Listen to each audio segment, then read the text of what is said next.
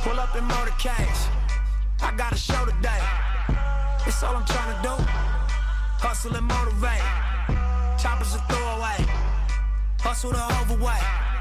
That's why they follow me, huh? They think I know the way. Cause I took control of things. Ballin' the solo way. And if you pattern my trend, I make you my... What's up, everybody? Welcome back. This is Monte K, the host of Monte Mentality Podcast. I've been looking forward to this episode. This is someone that literally just showed up as we spoke. You pulled up from Nashville, Tennessee, drove 3 hours from Portland, and now you're here. I'm here. This guy has not only been a college athlete, he has been a dog when it comes to sales. He's won every single major sales award at his previous companies. He's one of my partners here for solar, and he's currently building and developing one of the top performing organizations in the PNW as one of the directors. Welcome to the podcast, Justin Jones. Thank you, Manu. I appreciate it. Thanks for having me, bro. I've been waiting to do this, and I'm excited to get after it today. So I'll start at the beginning, Justin. You know, for those who are tuning in, your story is a little bit different because you come from a good background. Talk to us about family, where you're from. What was life like for Justin Jones at an early age? Absolutely. I mean, I moved around a lot because my parents were both basketball coaches. Mm-hmm. That's actually how they met. Where were they coaches at? Just like high school?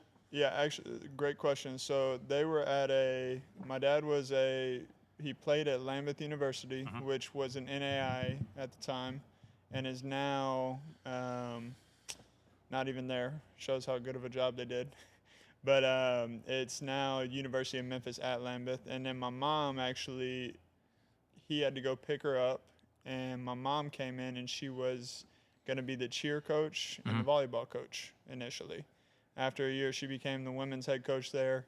They started dating, and then I was actually born there in Jackson, Tennessee. But they were pretty good at their profession. They just keep getting better. And so my mom went from NAI to her alma mater, which was Southeastern Louisiana University, and she was the head women's basketball coach there for 13, 14 years, and my dad actually transitioned, and we all moved to South Louisiana. When that happened, my dad he was a teacher at the college, like an adjunct professor, like kind of here and there, but he started advanced scouting for the Utah Jazz. Little bit of his own doing because he's a good coach, but also we had some family connections. My great uncle, rest his soul, is Jerry Sloan, Hall of Famer. One of the greatest all-time coaches. Most winning coaches in Utah basketball history, and has his jersey retired both there in Salt Lake, and he was the first Bull, even before Michael Jordan, to have his jersey retired as well. It's crazy. I know. What does it feel like knowing that, both parents come from a competitive background and you have two literally coaches, and you're as a kid, you're growing up in that household environment? What was that like for you? Well, I probably didn't see it that way at the time. I look back at it, and it probably had to do with a lot of my tendencies, but it's definitely very disciplined, very strict. What's discipline like? Was it just more of like tight-knit, you have to keep your stuff together, or were they just really on you? It was more just like be organized. They always told me as a kid growing up, kids are to be seen and not heard. And so it was like, you talk about being a well-behaved kid. My mom came from as one of six, and she talked about getting beat all the time, and I did not want to get beat by my mom. So she was 6 foot, and was your mom raised in that type of environment from just like a strict household? Oh, very strict. And then my dad was in a strict household as well. I don't know if it was as strict. They had a little bit more leeway because both parents worked kind of different schedules. But they both came from like strict backgrounds, and I mean, I wouldn't trade how I was raised by any means, but it's definitely very structured. Wake up same time every day. We're leaving for school same time every day. You got your practices. We were in every sport that there was just because my parents were busy. So who was the disciplinary out of the parents? Because, I mean, it sounds as if your mom was like the one that was pretty strict, but then your dad too. But who would do the discipline in the household? Well, I was a great kid. And if you ask my parents and my grandparents, I was probably the best kid. So My mom only had to hit me a few By times. design, or are you I think I was just scared, okay? So realistically. you live in fear a little bit. A little bit, because my mom's you met my mom. She's 6'1". My dad's a big guy too. He's 6'3". Um, and just growing up around it, like seeing my mom coach more hands-on, Yeah. she was not maybe the nicest coach as far as like yelling, screaming, stuff like that. And I just knew like after she dealt with her players, I didn't want for her to come home and be like upset with me if I didn't have stuff done. So Yeah. dishes were always done, everything was always taken care of. So I just made sure, and even with school too, like I always wanted to be like straight A's, all that stuff. And I think that a lot of that comes from just doing your work and getting your like being disciplined about it. Yeah. So I think that had a lot to do with like growing up. Because I think for me, I didn't really, I don't, I didn't. I would say my dad was working, so Yeah. for disciplinary is my mom. You know, she was the one that typically, you know, if we had bad grades, she pulled that belt out. Yep. Right. So I think for you, it's just that edge. And I want to talk about it a little bit because when you have, you know, two coaches in the household, they obviously have, number one, a certain mindset. I think that's one of the things I noticed, that just the way you carried yourself early on when I first met you, I was like, yes, sir. No, ma'am. You know, Oh, yeah. really formal in a lot of things. And do you feel like that's helped you a lot when it came into transitioning into sales? Because I think for a lot of people that don't know you, you were working for a previous sales company. That didn't work out. Then you transitioned to you know, college basketball. Was your goal to like go to the NBA? What did your parents want you to do? So growing up, my goal was definitely to go to the NBA. You were a I decent wasn't- baller. Something like that. I wasn't necessarily super blessed athletically or anything like that, but I was a pretty solid basketball player. I developed super late, Yeah. so I only had a few NAI offers and then D3 offers coming out, and then like one D2, because I was 5'10" when I graduated college. When I graduated high school, and I weighed maybe 165. So the reason I even went anywhere is just because I could play. And I feel like because you know, your dad's obviously, you know, was a coach at the highest level in basketball, being Yeah. able to see that upfront, close, personal front row, right? Yeah. On a day-to-day basis. Did you feel like, man, you could look and see like, hey, this is what it takes to be a pro? And then really kind of just size up like, hey, where I'm at currently to what it takes to be, there's some work to do? Absolutely. I think what I learned a lot just seeing both sides of it, my mom's side and then my dad's side of it. There's a lot of work that goes in that's not noticed, number one, and that you don't get rewarded for immediately. And so I think, especially being in solar now, I think that's why I've been able to weather the storm and be so successful, is because with solar, we both know it's not instant gratification. And especially when we started, it's a 6-month gratification Yeah. on there, dang near. So I think that had a lot of doing in it, or a lot of involvement in it, of being able to put in the work when no one's watching, and then reap the rewards, not necessarily the next day, the next week, but Was few months down that the road. something that you saw from observing your parents, you know, your mom and dad? Was that, because obviously, you know, running, being a coach at a high level in an organization, there's a lot of attention to detail. Yeah. What are some of the things that you remember as a kid seeing that your dad did, just his approach, or maybe your mom did, that like taught you? Well, when you just think about coaching, whether it's football, whether it's basketball, whether it's anything, you practice for months and months and months ahead before you even get into official practice. And so the thing that really resonated with me is like they're doing all this work on the front end and they don't know how the solution is going to come out at all. And that's something where I really liked being able to put the work in on the front and keep going and keep building. And then, like, for example, in solar, the reason it relates is because, like, if you get good in basketball, right, it's not just you're good overnight and then you can just get everyone buckets. But if you get good and then get better and better, there's days where you can go in there and just give everyone buckets. And it's the same thing with solar. I feel like there's weeks when you can go 6, 7, 8, but you don't see the return on it, and then you have a $40,000-$50,000 paycheck on a Friday, and that's when you see like the pipeline burst, and that's what almost equates to, or what I saw equating to like a winning season or winning a game in certain aspects. So you think it's more of the competitive? I think it has a lot to do with the competitiveness. I think they laid a great foundation for, hey, do the work. You got to do stuff that you don't want to do sometimes. And then from there, as long as you keep putting it in and putting in the effort and do it intentionally, you'll be able to get to where you want to go. Was there any like players in the NBA that you saw up close and personal that amazed you, or you have some stories that you were like, man, seeing this guy? Because what year was your dad working for the Jazz, Utah Jazz? So he started Was that on like the the D. Will back of the era? bench. On the back of the bench, he was. Well, I think about the Utah Jazz. I think about like Karolinko. Yep. Think So about the- that was Uncle Jerry. So Okay. Uncle Jerry was Karolinko, D. Will, Carlos Boozer, Memento Kerr, those guys. But he was also, I mean, the reason he stayed around that long was because he was John Stockton and Karl Malone. He lost to MJ in the back-to-back finals. But my dad was involved at that point, but he was just a G League head coach for the Flash, which was when the G League was brand new. But his first year, he was player development under Ty Lue, if you remember. Oh, yeah, I know Ty Lue. Or, sorry, no, Tyrone Corbin. Sorry, incorrect. I don't know if you remember Ty Corbin. I think he had a son, right? Did he Yep. have a son that Yeah. played at West High? Yeah, Okay. Yeah, he and was He nice. was pretty good. yep. So this is his dad. Got it.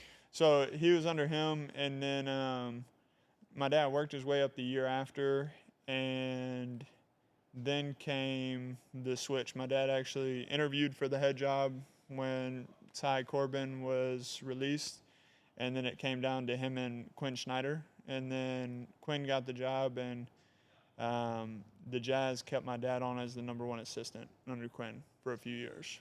And so that was, it's a really cool experience, but kind of jumping back to it is like, I would say, I got asked this question the other day, and I would say my favorite player, just from seeing what they did when no one was, there's two examples. One I saw up close and personal, Gordon Hayward. Okay, Gordon Hayward. Okay. Okay, This is came in- back. This is pre-injury. Gordon Hayward is really nice. Yep. So came in. I thought the Jazz made a mistake by drafting him because he was 6'8", no muscle on his bones, anything like that. But put in the work, and after year two, my dad was like, you know, Gordon Hayward's the only person in the league right now to average more than 15 points a game in both 2 seasons. I was like, really, that's the interesting stat. And then to put on 15 in the NBA every single night is obviously very impressive. And then the one that resonated closely to me, but I didn't really get to see him practice, I only saw him in games, was Kemba Walker. Kemba. I know. Talking about UConn Kemba? Yeah, and that's why I loved him, because he was small. He was allegedly 6 foot, but he was super small, probably like 5'9", 5'10", put in the work, big-time player, always showed up when the lights turned on. And you could just tell the reason he was so confident is because the work that he put in when no one was watching. And that's how I feel about it. I mean, those two are probably some of my favorites too. Just seeing their approach, because I think there's a lot of similarities when it comes to the sales game, right? You know, obviously you got the game of basketball, but then the sales game is pretty similar because there's this competitive mindset you got to have. Absolutely. But there's also like an approach that most professionals take when they're looking at the details and attention to details, whether it's you know, the prep work, you know, the rehab, post work. And so I thought that was always cool seeing, you know, knowing that your pops was in the NBA, because that was my dream, to go to the NBA. Yeah. And I just really was fascinated on how do these guys become pros, because I was at the park every day, Yeah. you know, at the rec shooting. I know what you mean. But there was something that separated them. And I want to talk about this, but you go play college and you tell your parents that you're going to go and do door-to-door. Yeah.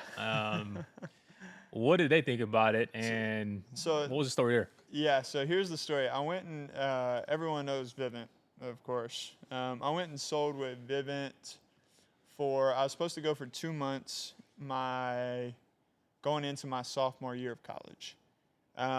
Didn't go super well, mainly just because there's there's some mix-ups. They said they were paying for housing. I was supposed to be there 2 months. I broke my ankle literally the day before I left. Couldn't go. Rehab super hard just to get out there, and did okay. And honestly, for a month, I got paid like $3,300, which is more than I would have made anywhere else. But my parents saw it because I was supposed to make like closer to $6,000 on there, and I didn't get a back-end check, which How long were you out there for? I was only out there for like 28, 29 days because I had to go back to college and start preseason and stuff like that. But it was a great experience because it told me that I never wanted to knock doors again. And then look at us now, 6 years after college, I'm still doing it. But they were not, when I told them, so I graduated COVID 2020, literally didn't even go back to school after spring break. I told them May 27th that I wanted to go sell solar in California. And they said, okay, we don't think you should do it because of what happened with the last company. Not because they didn't believe in me or anything, but they're like, you're about to drive 3,000 miles away with no money and go and try to make this work when a similar experience in the past didn't work. So it's not that they didn't believe in me. They just didn't believe in the process behind it, which is fair of them. But it was very difficult at first. As you remember, you were there a week and a half before me, and I struggled a lot at the beginning. But it was just, I mean, you probably remember, and you could probably share some light on that. You probably remember the work that me and Matthew McMillan would put in just every night, walking around the block, pitching for hours and hours and hours. Tough. Yeah. Just being obviously in a new city. I mean, it wasn't the best city. You know, we were in Central Valley, you know, where it's one of the most dangerous cities in California, but Yeah. we didn't know any better. No. With your parents obviously not being obviously a fan, obviously, and it came from good intentions because Yeah. they wanted you to win. How did you feel?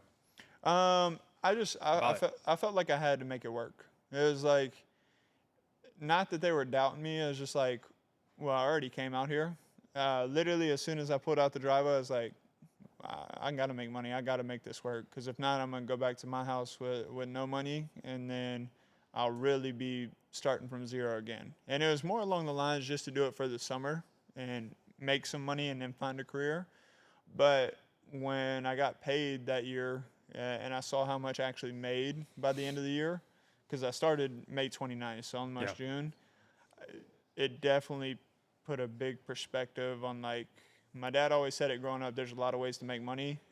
I was like, wow, this is one of those ways to make a lot of money. And it was like, it was almost baffling to me. Like, I did not realize before making the money, I want to talk about that a little bit because was it more of the fear of you failing at the job, or was it more of the fear of letting your parents down? No, a little bit of both. It was more along the lines for me because it was the first time I was actually on my own.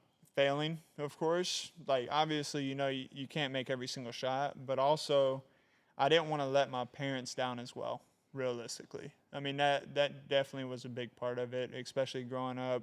Both of them were winning coaches. Both of them got to their highest perspective or highest level in their perspectives. And, I mean, starting out as a 21-year-old kid, fresh out of college, I just wanted to go as far as I could. Yeah. And I mean, I think that's just something that most athletes typically deal with is the identity. Because you know, your whole crisis. life you're a basketball player, and then you're like, boom, life hits, and you got to go, you know, be something else. And I think that's something I struggled with was what's life like after hoop. Yeah. And a lot of my buddies are still struggling with that today. I think it's the best thing jumping into sales because it, number one, teaches you a new challenge, but it also helps you develop a skill set that you kind of already have because basketball teaches you, you know, consistency, discipline, showing up every single day, being coachable, being able to outwork the competition when no one's working. With that said, you come in first year, right? And I remember this is the good-old story I tell everyone, but you weren't that great in sales. You know, something that No. you didn't just come in with just this huge amount of like sales game. You kind of had to learn it, but like, how long did you go So, I did. I without was, getting the sale? Because I mean, yeah. you were out there for how long? So you got your first sale? So I'm trying to remember exactly. I know I didn't get my first sale until close to a month, but the first few weeks, like I think I got one bill my first day, two bills the second day, and then they're just like, hey, you are gonna be setting for mana now, and I was just like, oh, okay. I was I, like, yeah. from what I remember, it was longer than a month. No, I still it remember was a this, long but time. I remember there was back-to-back weeks where you're just like bageling. And Yeah. for those who don't know what bagel is you go out there for a full day and you don't get in the sale. And then it's just in this job, right? If you don't get a sale, you don't get paid. Yeah. And so with all that going on, what was your mentality of like, I got to go figure this out? That's exactly what it was. I have to figure this out. There was no like ifs, ands, or buts. What did you do though about it? Well, I resorted back to what I did in college and getting to that next level, practice. And it's like, I mean, you often think it's like, hey, it's a job. Are you actually practicing your job? I was practicing my job. It's like, even if it didn't work out during the day, I was getting in the gym after work, essentially. And I would literally have my buddy who I brought out there just act like a total D-bag. Like, dude, give me every objection. Give me everything. Tell me every reason that you don't want this. You don't want to set up an appointment, and I'm going to try to get around it. And we would literally walk around for hours and hours and just pitch each other after the doors so we could get better. And then after that, I mean, you probably remember it, but it kind of clicked after that, and I got good. And then all of a sudden, I got okay again because I went to self-genning and I was consistent. Well, I want to pause there because, I mean, there's some parts in this story that I think are really unique into what obviously helped you personally, but the practice part, right? You know the famous Allen Iverson practice. You know, we're talking about I'm a franchise player, but I think that's overlooked. Walk us through like the practicing of the job. Like, what exactly were you doing on a day-to-day, nightly basis to practice? So at first, because I was just a setter, so just a door knocker, and I don't know if you remember this exactly because it's a little bit blurry, but for the first week, I only had like 3 total bills. And the first week, I wasn't doing any practice. So like I'd come home, I'd just be exhausted from the day, relax, chill, go to sleep. And then once I started seeing like the money that I actually had go down and down, I was like, with Justin, I had to look at myself in the mirror. I was like, dude, I'm 3,000 miles away from my house. It was like, if I don't have any money, how am I going to drive my car back? You know what I mean? How am I going to even get back? And then that's when I was like, dude, it doesn't matter what you know in the past. It doesn't matter how well you did in the past. This is not basketball. This is not your previous experience. You have to absolutely check your ego at the door. And that's when I was like, okay. Like, I'll do whatever it takes. And that's why when we started saying whatever it takes after is funny, but I would literally do whatever it takes to make sure that I succeed in this situation. And I think that's the most powerful principle right there is the practicing. You know, you're never going to be perfect, but if you're practicing game speed in anything you do, number one, you're going to put yourself, I would say, like in a comfortable situation, but it's the best thing you can do because that's how you grow. You know, if you're constantly just doing things and just kind of flying by the seat of your pants, you know, you're not going to get the results you're looking for. But in this type of job, it does require a sense of intensity. And that's something that I did take away, you know, obviously seeing it firsthand when you first started out. You know, you were 10 o'clock, 11 o'clock, sometimes midnight, still at the dinner table, you know, reviewing, okay, your pitch. I remember you having literally AirPod, notepad, you know, your pen and paper, and you were writing just it down, going, right? And so fast forward, right? You get into it, you make, you know, it was cool. I remember I think I visited you back in Memphis. I went back and I went to go say what's up to the fam. Yeah. And I thought your parents hated me because they were like, yeah, you stole my son. And like, you know, he came and did this. But it was cool because you actually made some money and they actually were like, you know, and it was cool meeting your parents. Awards start coming in. Right? Yeah. You know, you know, after that first year, you solidified yourself in one of the hardest markets, Cali is not for the fun, but one of the things that I think people don't understand is the work it took for you to get to that point. There's a What lot. did that mean to you? It definitely meant a lot to me because it's kind of like we talked about as gratification, whether it's delayed, whether it's 1 month, 6 months, 8 months.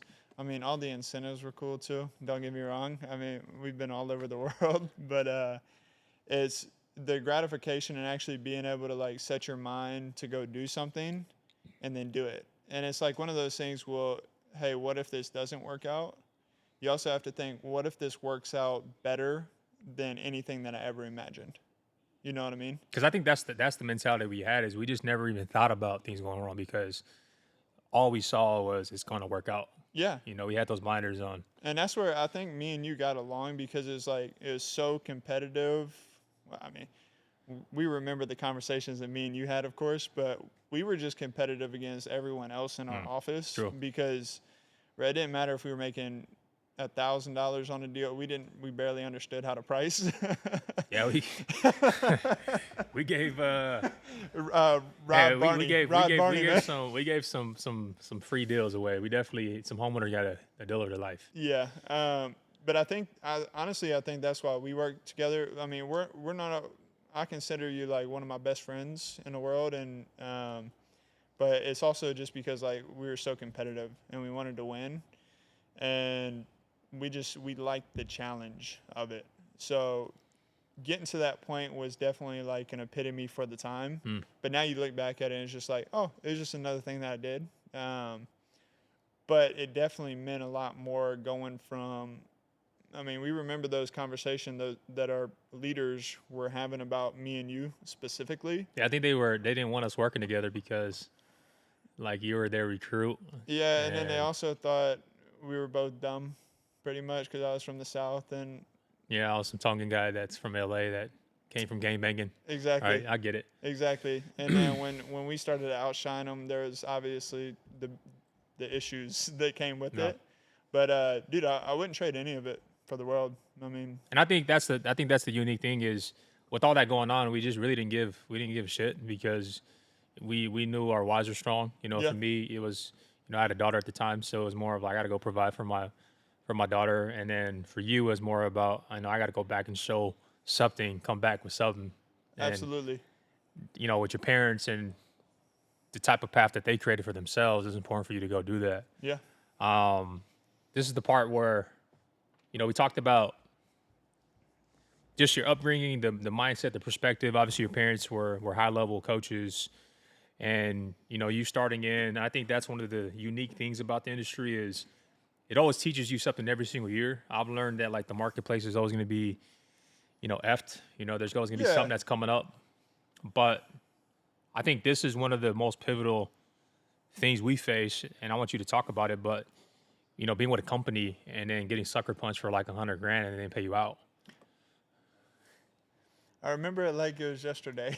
Because, I mean, like, how did it feel from you going and making all that money and then, putting your blood, sweat, and tears in the company, and then, boom, you're like, you won every award at that company, and then now you're left with nothing. Yeah, bro. I mean, I asked for a 3-cent raise, and they couldn't give me a 3-cent raise.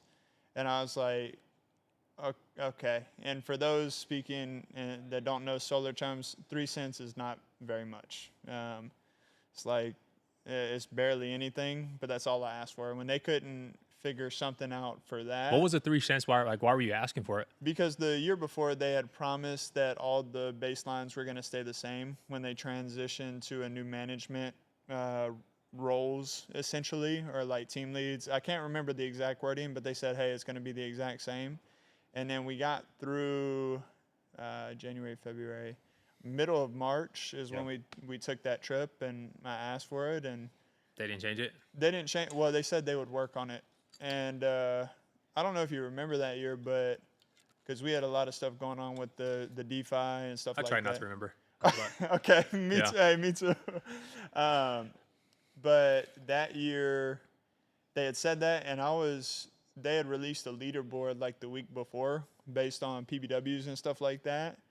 or maybe the week after, and I was at 499,000 in commission generated before May, and so personal, not team or anything like that. And so I was like, dude, I'm pushing the envelope. I'm incentivizing all these guys to go and catch me. So it's like, Yeah, and I and think I had that's a big team. yeah, Like, and I I think had you're running 20-something you're running a big org. I Yeah. mean, that East LA group was throwing in numbers. Yeah. And I think that's something that is unique about your story, because you're challenged. You know, it's not easy. Number one, to do the job, but then obviously to go actually earn what was yours and then have that taken away like that. Yeah. Like, when did you find out that I'm probably not going to get paid? Well, I had a 12K check coming in. I was like, okay, yeah, this would be nice. The week after was a big one coming. I think it was like 30 something or close to it. And on my 12K check, they had retracted me for something stupid. I couldn't remember. I think it was like they retracted me for 55 uniforms, and they charged like $12,000 or $15,000. And I was like, and were then they they like had Balenciaga or Versace type ones, or just no, they were khaki that were made probably at like a downtown alley in LA? yeah, essentially. Yeah. Like the logo was pressed on with the iron. So I know they didn't spend that much on it, but it was super frustrating. But then we were in a great place. We both had money in the bank, and when we said, "Hey, we're gonna go start our thing," like it was just like, okay, we're just gonna keep doing the same thing, just different uniform. Yeah, I mean, because starting from scratch, ultimately of like, boom, I got 100,000, or I think it was more than $100,000 taken away from you.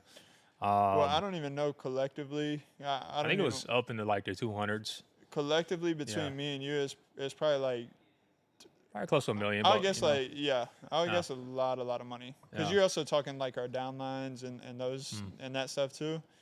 It was a Yeah, shit ton. But the lesson learned behind that is, every obstacle, there's things you're gonna face, and for you, what mentality did you have to be like, you know what, cool, another bump in the road, we're gonna go figure this out? Well, I just figured I'd already figured out how to sell in California.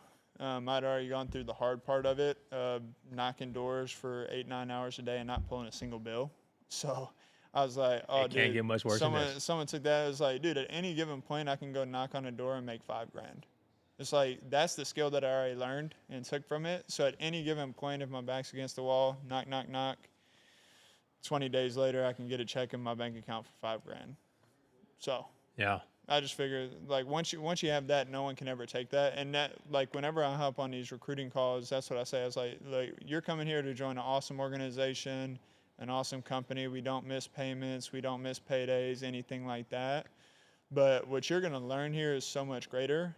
You will literally be able to have a skill where if you're ever in a bad position in your life, where it's financial, whatever the case may be, you can go knock on a door and sell something. Doesn't have to be solar. Sell something and make a lot of money from it. You can turn a door knock It's the skill in set. a 10-minute conversation into $2,000 to $5,000 almost instantly. Yeah, and I think that's why we rock together, is because, I still ask myself, I'm like, how is Justin still following me? Because, there was a lot of times, I came to you like out the blue, like, hey, this is what we're doing, and you'd be like, all right, I guess we're doing it. What for you? Obviously, when I made that change, and it's not safe. I mean, I look at some of the risks I took. I think I was pretty dumb to like take those decisions, but I'm glad because I just didn't overthink things. I just did it.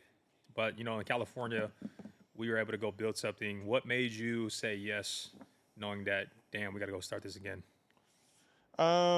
I think, bro, honestly, a lot of it goes back to the loyalty to it. We've had this conversation multiple times throughout the years where it's just like, those 2 reps that brought me out there, yeah, I probably would have figured it out, and it might have taken longer than the process, but you're the one that had my back that pretty much, I mean, bro, that first check, $756, John and Epifania Like 14 Cordonia. cents. It was like 14 cents too. Yeah.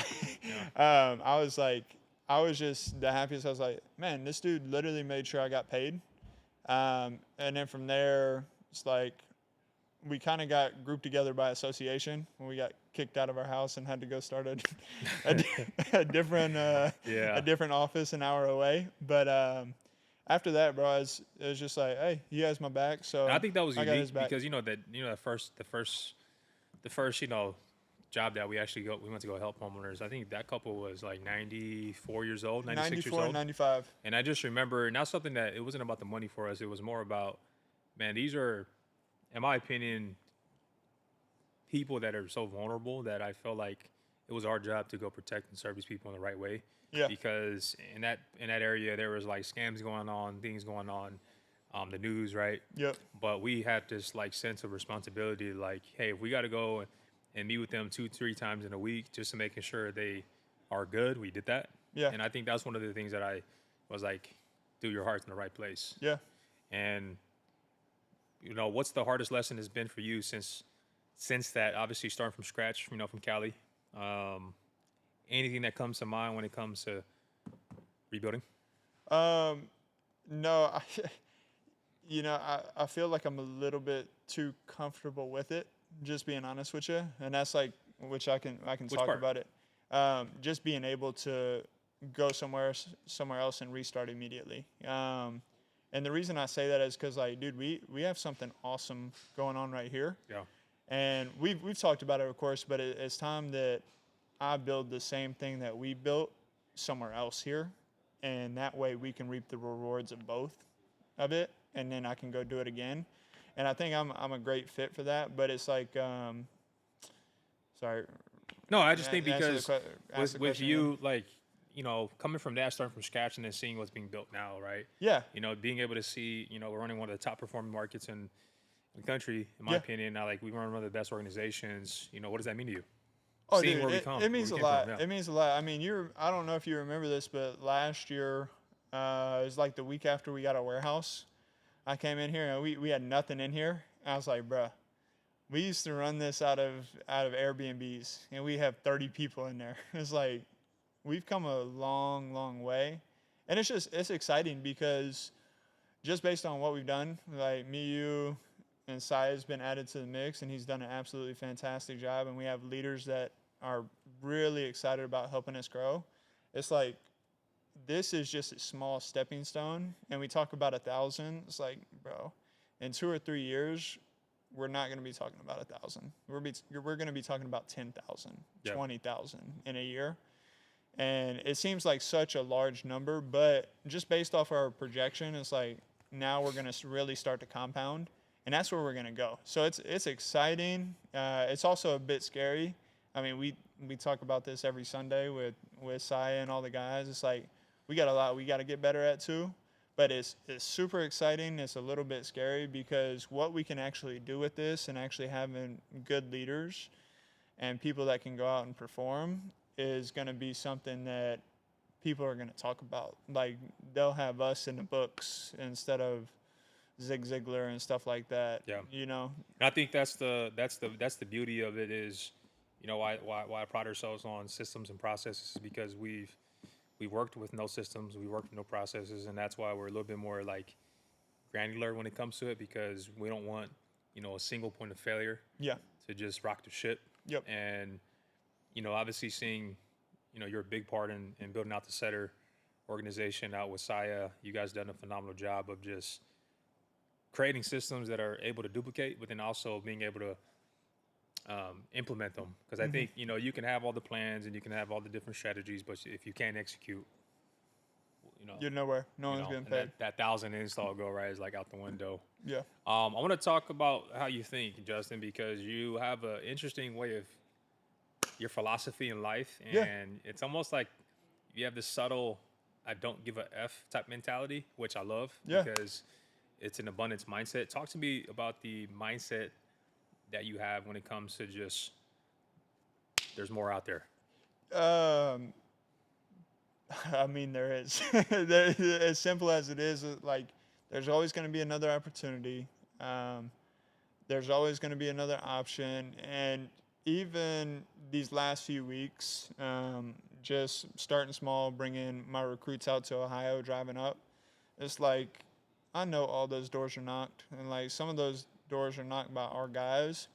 And when I knock on them, it's just different. You know what I mean? It's so every opportunity, even if like another solar company or whatever the case may be, there's always opportunity to go out and get more. And this is one of the few jobs out there that's like your abundance is directly, like your idea on abundance is directly correlated to your idea on what you can actually earn or what your actual paycheck is. And so like when I say, hey, let's go out and write our paychecks today, it's like, bro, if I haven't written my paycheck at 6 p.m., like if I start at 8 and haven't written a paycheck by 6 p.m., I can work until the sun goes down. I can work an additional 2 hours, and I know I'm going to find something. So I recently I've had a lot of changing ideas about. I've always thought about abundance, but also the grace in abundance as well. And I'm just thankful for. It's weird. Like I'm thankful for every no. I'm thankful for every problem that I face. Because if I was in different shoes, I might not be able to handle those problems realistically. And so this last segment is for the underdogs, for the big dogs, the underdogs. But, coming from you, Justin, you weren't talented. You didn't start out, on fire. You went through a lot of disappointment, adversity early on when you first started. What advice, if someone's going through this right now, they're not seeing the success, maybe they're not seeing the flow state of getting into the job, what do you say to that person? It's cliche, but don't give up and believe in yourself, because the mind is the most powerful thing that we have. It's like I was excited to come and do this. I was excited to come out here and knock. It doesn't matter that I woke up at 3 a.m. to get to the airport and leave the airport at 5 p.m., which is 3 here. Like after this, I'm going to customers' homes. I'm going to knock some doors where I can. And it's just be excited about the opportunity that you have. And like the grass is going to be green where you water it. It's like that's all I can really say about it. And I know that's like super like surface level on there, but just every opportunity, it's in that. It's an opportunity. You know what I mean? Every opportunity is an opportunity. So like go out there and get it. And that's all I'll say to it. I mean, Yeah. What's the mission to you? Like what's your mission right now as you're building? I mean, I heard a little birdie tell me that, you're going for 30 days, 100,000. Yeah. So But like what's the goal you're building towards? So the reason I'm doing that is because one, I've won everything in other companies, but since we've been here, we've been a lot more focused on different things. Like I haven't gone out and sold like I should realistically, and that's just being truthful about it. So I'm just gonna go and smash everything this year. So I'm gonna go and do 100K in 30 days, starting May 5th when I come back out here. I'm gonna bring 2 setters with me. I'm gonna document the whole thing, and believe it or not, I'm actually willing to put a stake of my commission up if I don't hit it, so that we can reinvest back into the organization, because I already know I'm going to hit it. So it's just another challenge that I'm going to smash. I'm going to document it so I can show my kids. And then also I hope that being able to watch that is, dude, I'm just a regular guy. Like I'm not crazy with AI where I'm making 100K just typing on my computer or anything like that.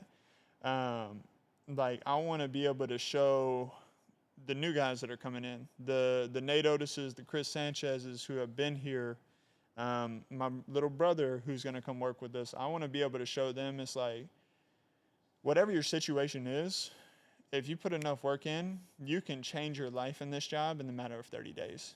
Because 100K, it's great money, don't get me wrong, but it's not the end goal on there. It's just going to be something that I do. And then we'll celebrate it for a day. And then I'll come up with another thing where I want to recruit 100 people in 100 days. I don't know, something like that. Mr. Beast, huh? And then I'll just go smash it again. Yeah, I mean, that's my biggest goal is like I want to start going it because we've done a great job with Inspire. You've done a great job with your personal brand on there.